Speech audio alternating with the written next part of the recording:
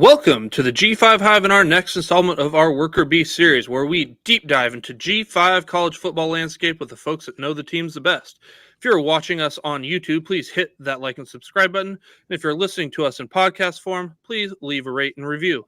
Today we'll be taking a look at the Kent State Golden Flashes, who finished 1-11 in 2023, and they recently wrapped up their 2024 spring practice with their spring game on April 27th. We have a special guest joining us today. Please welcome to the show, Gabe Collura, Sports Director at TV2 KSU, covering Kent State athletics and high school sports around Portage County, and the voice of the Kent State hockey. Gabe can be found at Gabe Collura on X. Welcome to the show, Gabe. Thanks for having me, guys. Good to be here. Well, can you tell us a little bit about yourself and what led you into being interested in journalism and sports reporting? Yeah, so as a kid, I always played video games growing up, right? You played sports video games, and I became enamored with turning off the commentary, doing it myself. I still do that, and I wanted to make it a career. So yeah, I mean that's all I can really think of. I mean that's really when I became interested. I mean I started watching NHL hockey in 2008 when the Penguins played in the Winter Classic. I'm a huge Penguins fan. So yeah, I mean hockey was my first love. Awesome. So Kent State had a disappointing season in 2023, but hopefully they can turn things around here in 2024. Based on what you saw in the spring, what do you think they've done to try to get back on the right track here? Yeah, for me, I mean, they really revamped the coaching staff. I mean, there was a lot of inside promotions. Mark Watson, new running backs coach, CJ Robbins, new linebackers and special teams coordinator, and then Dave Duggan actually stepped down from the DC spot in early April to take a head coaching gig in high school in Mississippi. So Cody Morgan ended up taking the DC role. He coached corners at North Dakota State from 18 to 21. I think he was involved in like 4 of their national championships. So yeah, it's a lot of change on the coaching side of things, and obviously new offensive coordinator, which I think we're about to talk about right now.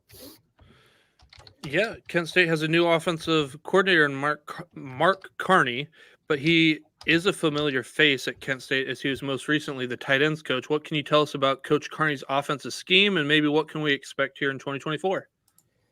Yeah, I mean, Coach Carney's sets, they're not too different from what we're used to seeing at Kent State. I mean, the last few years, under Sean Lewis, it was a lot of RPOs, a lot of just really quick, get as much plays off as you can.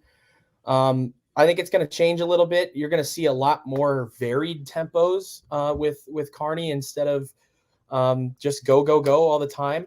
You're still going to see the RPOs. You're still going to see zone reads, but there's going to be motion on every play and really just mixing up the tempos.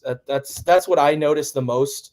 I watched some of his Charlotte film when he was the offensive coordinator at Charlotte, and that's really what you can expect. It's not going to be too different, but it's going to be a bit of a fresh look. Yeah. With on offense, it all kind of starts with the quarterback, and Kent State, has a great history of quarterbacks. We saw some of those highlights in the video there with Julian Edelman and Dustin Crum. Yeah. But, and they returned Tommy Lulatowski, who started 3 games in 2023, as well as Devin Kargman, who also started a game in 2023, and Drew DeShields, who redshirted last season while he was recovering from injury. They also brought in J.D. Sherrod coming over from Troy.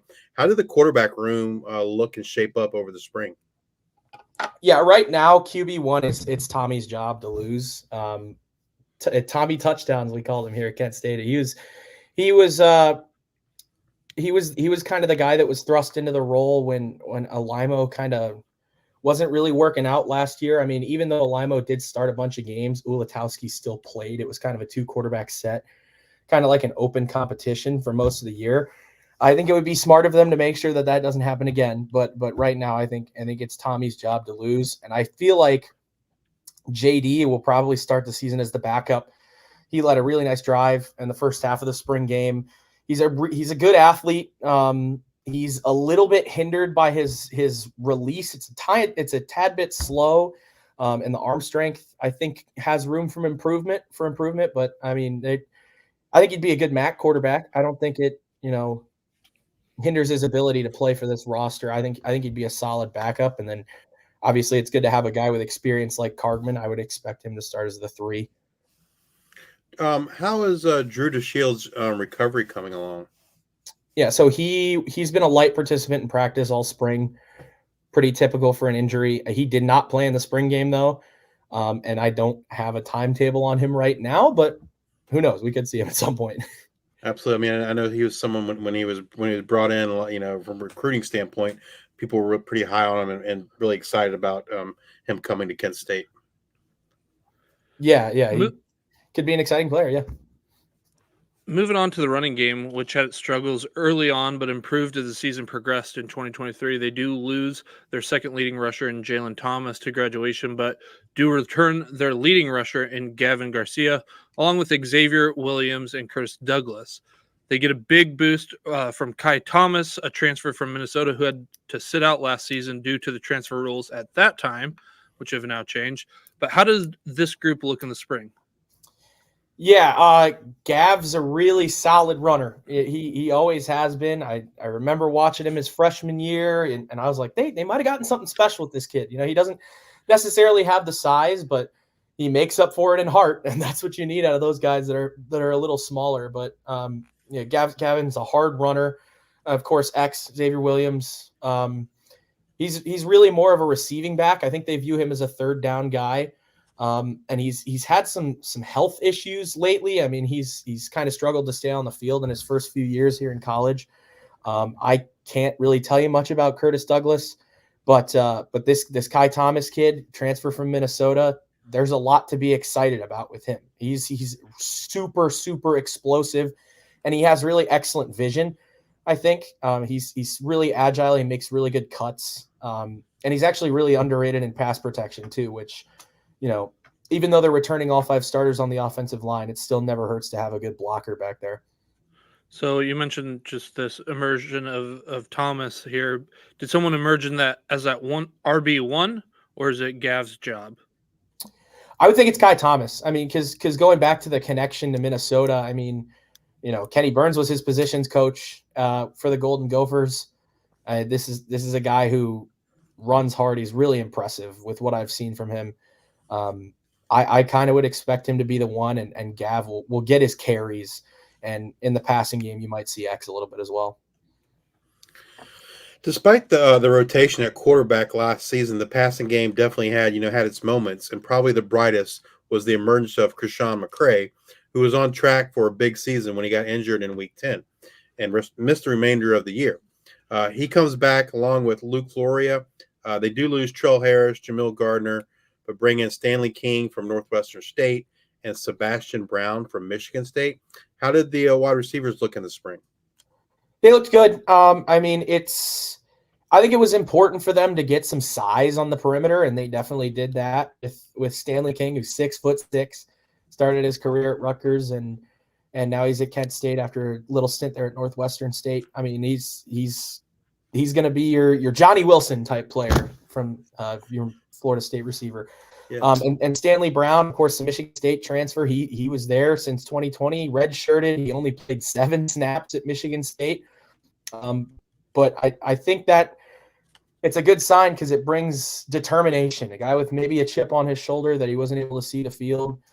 He's really talented. He actually played quarterback in high school, just near Detroit. But the receiving room is looking a lot more improved from last year, I would say, for sure. How is Krishan McCray's recovery coming along, and have they set any timeline for him? Yeah, he'll be ready. He played in the spring game. He had a touchdown and nice 52 yards on what was the final drive of the game. And he's wearing a single-digit number now. He's wearing number 2, so that's a pretty big deal at Kent State. Awesome. So, I mean, I think we can assume that McCray's going to be one of the starting receivers. Did anyone else kind of step up to join him in the as a starter? Yeah, we talked about it. Sebastian Brown. I think he'll be a really important player for them moving forward. All right. In 2023, the tight ends were not heavily involved in the passing game. But now with the tight ends coach becoming the OC, do you think there will be any changes under Coach Carney? Not necessarily. I know that Coach Carney loves his 2 tight end sets, mainly for blocking purposes. From what I've seen, if there were to be a guy who I'd like to see involved in the passing game, it would be Hunter Hopperton. This guy just transferred here from Rhode Island. He's a local kid. Went to Streetsboro High School, which is just 20 so minutes up the road. And his brother Preston actually came here as well as an athlete. So. Yeah, I would say don't expect too much change from the tight end position. I mean, the 2 guys that were mainly involved last year with Keenan Orr and Hayden Junker are no longer with the team. Keenan graduated. I don't think Hayden's playing football anymore. So I could be wrong on that, but yeah, I wouldn't expect too much. But if you're going to see a guy step up as the tight end 1, it's probably going to be Hunter Hopperton. That's my guess. We talked about, you mentioned the offensive line earlier when we talked about the running backs, and that definitely looks like it could be a strength of the 2024 team as they return all 5 starters from 2023, as well as several key backups. How did that unit look in the spring? It's one of the few position groups in this program that's had some continuity. We're still feeling the aftershocks of Sean Lewis taking the Colorado job and eventually ending up at San Diego State, but I think Matt Limegrover, who's the run game coordinator and the offensive line coach, has done a really good job with this group. Matt's brought 30 years of coaching experience to the program, and he was the run game coordinator for that 2016 Penn State team with Saquon Barkley that won the Big Ten championship game. So I think it was also really important for the offensive line to get bigger, and they definitely did that. They've got a ton of guys that are 6'5" and taller. This unit has, like I said, it has continuity. One of the few position groups that had it. They looked good in the spring, and they're going to love to run block for Kai Thomas, man. I'll tell you what. All right. If you had to pick an offensive player to have a breakout type season in 2024, who would that be? I would say Kai Thomas. I've been singing his praises the whole time so far, but yeah, I mean, he like you said, the transfer rules, he had to sit out a year. He's going to come back looking to prove a point. Moving over to the defensive side of the ball, they lose a lot of production from the 2023 team between guys graduating and others moving on through the transfer portal. Kind of what did they do to shore up the defensive unit in the spring? And do you expect the defensive scheme that they run to kind of change under the new coordinator, or will it continue the way it was? I don't expect much change because when Dave Duggan was here, Cody kind of got promoted to co-defensive coordinator. Scheme kind of stayed the same, and now that Cody's taken over, I wouldn't expect too much change. As far as what they did, shore up the defensive side of the ball. I mean, they did what they could. They lost some guys a little bit late into the spring, like C.J. Harris, C.J. West, who just today announced that he was headed to Indiana. Really, really veteran linebacking group, though. I mean, Caleb Johns, Matt Harmon, those guys are going to have to step up. I actually think defense was the strength of this team for the last couple of years. It's going to be an inexperienced secondary. But Naeem Muhammad and Terrell Miller are two corners to look out for. Terrell's been with the program since 2021, and then Naeem Muhammad just came over from West Virginia. So there will be some growing pains for sure, I think, because the real veterans are, like I said, in the linebacking core with an inexperienced secondary. So we'll see what happens there, but I wouldn't expect too much drastic change in terms of scheme. So let's look at this defensive line. They lose C.J. West and Macchio Williams, but return Stephen Daly and Oliver Billett, Tyler Baylor and Mathis Carroll. They bring in Cameron Olds from Buffalo. How did that unit look in the spring, and did anyone stand out to you? They look pretty good. I think Stephen Daly always stands out. He's a pretty tenacious pass rusher. He's just a sophomore now, so he'll be a fun player to watch. Tyler Baylor is solid too. I mean, on the interior, he was mainly the guy that was making plays on run plays last year. But Cameron Olds, the guy that they just got from Buffalo, really stood out to me in the spring game. I have it pulled up here. He actually intercepted. He got a pick in the spring game and brought it from one red zone all the way to the other. So I mean, if a defensive lineman's making a play like that, that's pretty promising, I think. But I would definitely say that Olves is the guy that stood out on the defensive line for sure. Is he an interior guy or is he an edge guy? He's an edge guy. He's an edge guy. The linebacking group loses one of its leaders in Devin Nicholson to graduation, and Khalil Saunders and CJ Harris to transfer portal. But they do return second leading tackler Nick Giacolone, Rocco Nickel, and Saeed Abu Hamde. And they bring in Luke Fulton from Kentucky and Mason Woods from Towson. How did the linebacker group look in the spring, and kind of who stepped up to fill Devin Nicholson's role? It was Matt Harmon mainly. He's a graduate student who's also had some struggles staying on the field, but he's a really good player when he's healthy. And he's 6'5" and he's playing linebacker. So I would definitely look for Matt Harmon and Caleb Johns. I mentioned him earlier, but those are the two guys. Those are both graduate students. They're going to have to step up. And like I said, with that inexperienced secondary back there, it just puts that much pressure on your front seven. And I think it's important that the linebackers, are veterans for the program. And those two guys, I think, is who are going to have to step up to fill that Devin Nicholson and CJ Harris void for sure. It's not often you see a guy playing linebacker that's that tall. Right, yeah.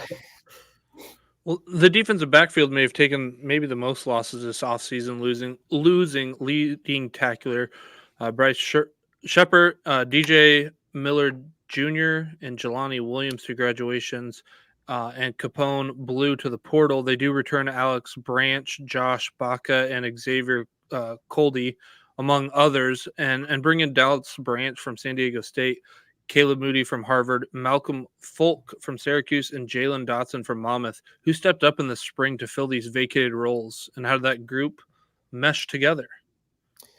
Yeah, again, I mean, it's an inexperienced secondary. Josh Baca was mainly a special teams player, and Alex Branch, the pride of Twinsburg High School.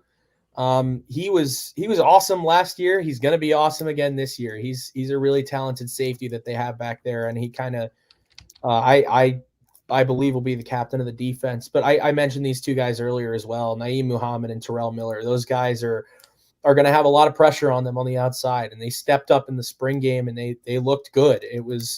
And they're both graduate students. So they're guys who have been with programs for a while. They have experience, even though they don't have the snaps to show for it. But those are the two guys that I'm looking at, and they were good in the spring game, and we'll see if it translates to the fall.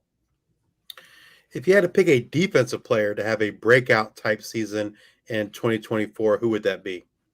Stephen Daly, man, sophomore. He showed a lot of flashes, no pun intended, on his freshman year, and I think he's poised to have an impressive year. He could be living in opponents' backfields. All right. With the spring practice now over, which position group or groups do you feel is the most concerning?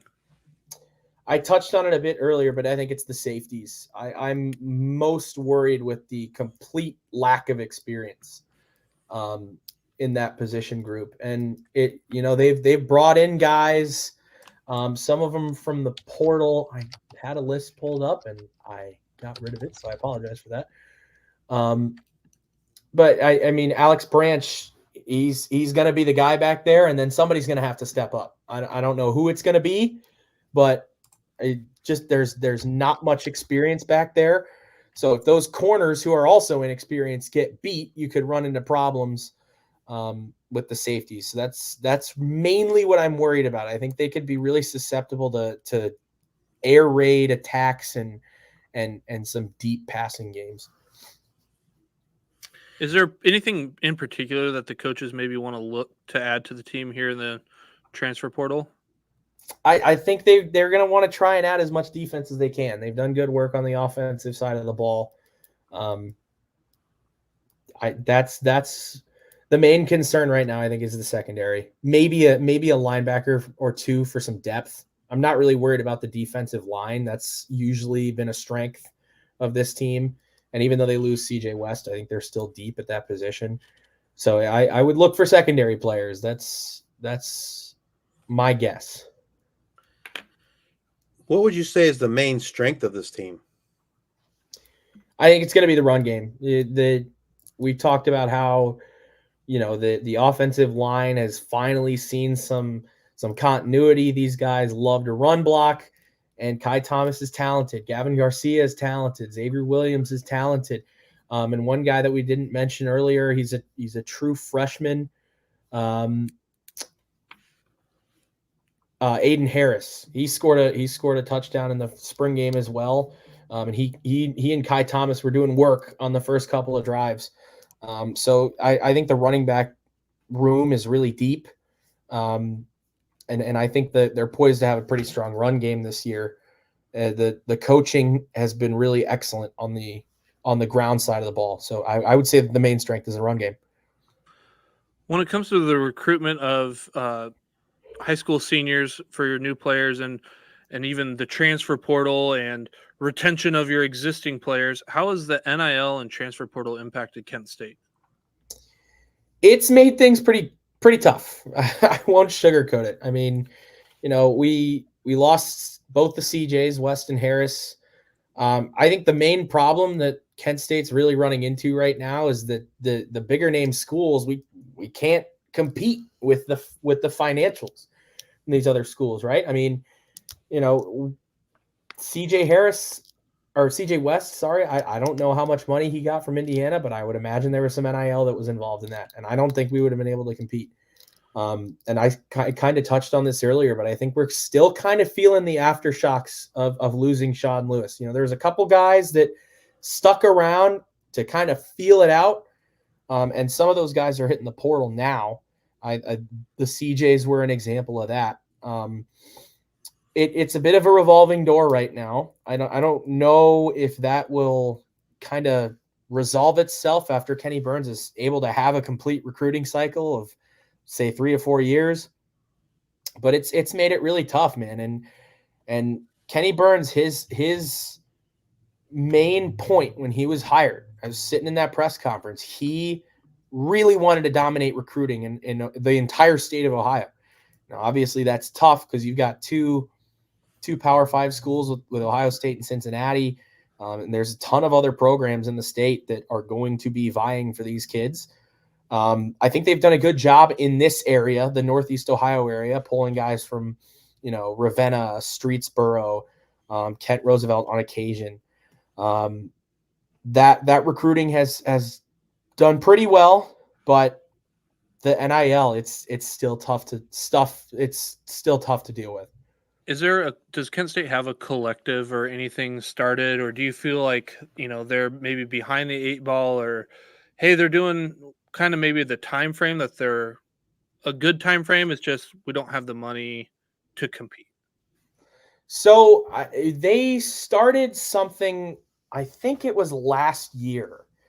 It was called the NIL Nest, and they wanted to teach these players what NIL is, and how you can strike some deals, and some local businesses have started to sponsor some guys. There's an NIL shop now that's through one of the local businesses here, Kent Sportswear. I mean, outside of that, I really don't know what else is going on in terms of the compensation for these guys. Sure. Along with the NIL and the transfer portal, head coaches, kind of seem like they're becoming really more of a general manager than necessarily like, a day-to-day coach, between the portal, recruiting high school kids, trying to retain your own current roster, fundraising, all these sort of things.